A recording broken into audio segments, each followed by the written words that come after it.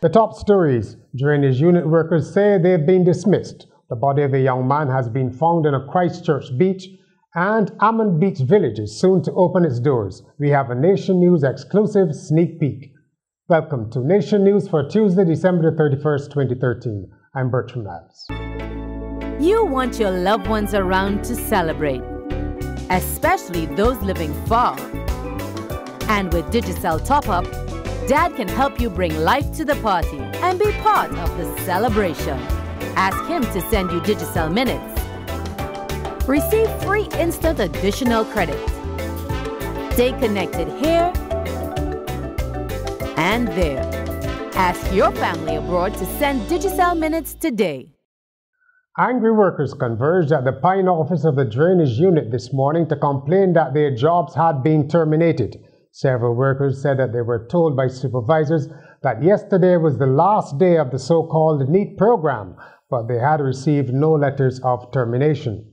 Some took the position that they were sent home wrongfully and said they would keep turning up for work and would contact legal and labor representatives to try to resolve the matter.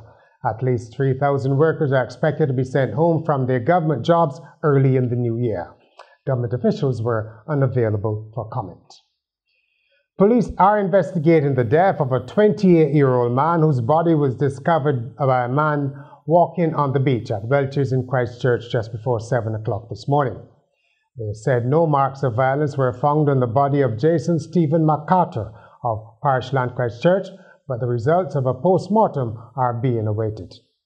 Smaller, greener, and more intimate, that to be the look for the rehabilitated Almond Beach Village. The St. Peter Hotel property is set to reopen in mid-January as a holding operation before the Sandals Group moves in. General Manager Craig Smith spoke to Nation News. As I said, the size of the operation is a lot smaller, and so therefore it allows us to still be all-inclusive, similar to how Almond was originally, but it would allow us to provide more personalized attention. And that's what, I would say, if there's one thing about my style of management, I like to be hands-on and involved with my guests, and that's the style that I'm hoping to bring to Almond Beach. 135 rooms is a lot easier to interact with your guests on a daily basis, to get to know their names and where they're from, and that's the one thing that I want to bring to Almond, a more Barbadian or Bajan feel to the hotel. Mr. Smith says that while they expect to start with low numbers, he's confident the brand will see full occupancy in the future. As word comes out that the hotel is open, and we get positive comments on TripAdvisor and the other review sites, I think the hotel will do a lot better. I think people are just in a wait and see. They know Almond has been closed. They're not sure what to expect. So even the tour operators are not going to send people here until they start to get positive feedback on the property. But I want to assure them there's no need to panic, because when we open, we can hit the ground running from day one. Members of the St. Vincent and the Grenadines Association of Barbados are sending food, water, clothing, toiletries, and first aid items to their stricken compatriots back home. St. Vincent and the Grenadines suffered substantial damage after heavy rain on Christmas Eve.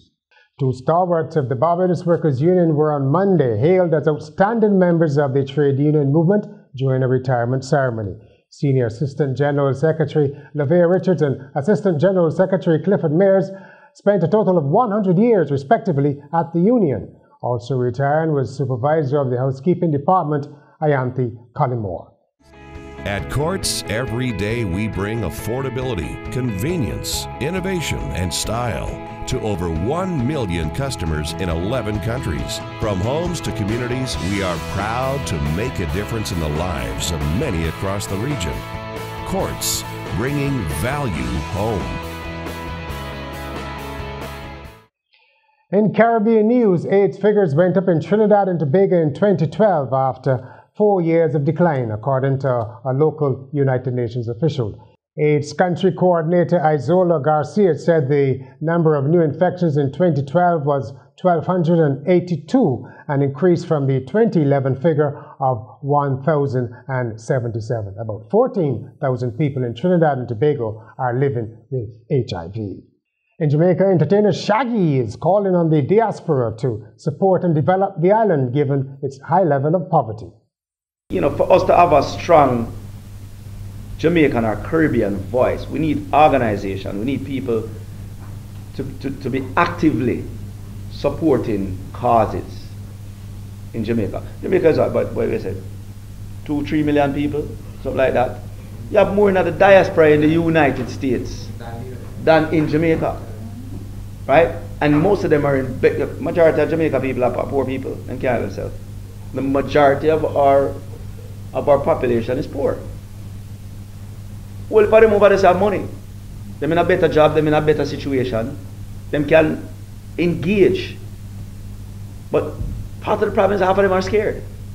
In sport, women's volleyball champions Deacons rebounded from their first match loss to defeat Canada's Bois de Boulogne College Cavaliers last night. Night 2 of the 2014 Volley Barbados Championships was a hot one. First to the court were Montreal University and University of British Columbia. UBC pulled ahead to win the first 2 games 25-21 and 25-14, but were subsequently derailed by Montreal, who won the third and fourth games 27-25 and 25-19. Montreal's rise to apparent victory was abruptly halted by UBC, however, who won the final game 15-7.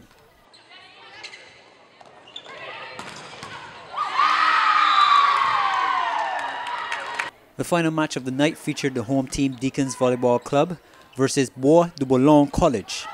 After 3 intense games with extended volleys from both sides, Deacons triumphed over Bois de Boulogne, winning all 3 games 25-23, 24-32 and 25-20. This has been Shaka Mears reporting for Nation News. And finally, if you are one of the many who flock to the Hilton on Old Year's night to watch the fireworks, take note. The display has been relocated to the Carlisle Bay side of the hotel this year.